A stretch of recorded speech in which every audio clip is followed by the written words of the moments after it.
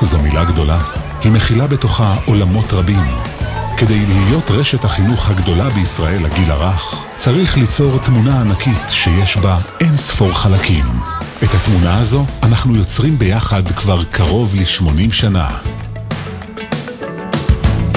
כיום מפעילה מעצמת החינוך והקידום שלנו למעלה מ3,000 מסגרות ומיזמים בפריסה ארצית. בהם מעל 12,000 עובדים שעוטפים באהבה יותר מ-60,000 ילדים.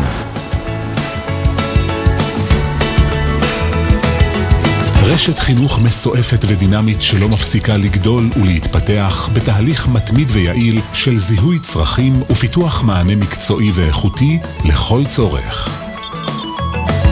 רשת בית יעקב מפעילה מעונות יום, משפחתונים, גני ילדים, צהרונים וסמינר לבנות. העולם המיוחד של פתחיה כולל מעונות יום שיקומיים, מעונות תקשורת, גני תקשורת, גני קידום, משה, גני שפה וגני התפתחות, בית ספר פיתוחים, צהרונים, שתילי חינוך, מרכזי גדלים ביחד, מרפאות להתפתחות הילד, פלוס מרכז השתלמויות לעובדות מקצועות הבריאות.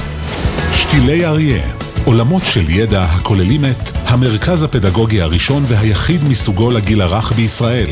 פסגות, מרכז הכשרה חדשני ומערך חוגים מתקדם ומקצועי.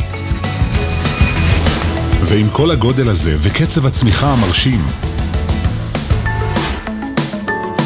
הילדים הם אלה שתמיד במרכז תשומת הלב שלנו. אנחנו יודעים ומאמינים שהשנים האלה הן קריטיות ביותר לספיגת חינוך, ידע וערכים נכונים ומקנות בסיס רחב ויציב להמשך החיים. לכן, אנו משקיעים בכל ילד וילדה באופן אישי ומתאימים את המענה הכי מדויק לצורך הפרטני שלהם. ועם יחס חם, אוהב ומחבק, נותנים להם את כל הכלים וההזדמנויות לממש את יכולותיהם. נכון, חינוך זו מילה גדולה, אך כשפורטים אותה רואים אלפי ילדים שמרגישים כאן יחידים ומיוחדים.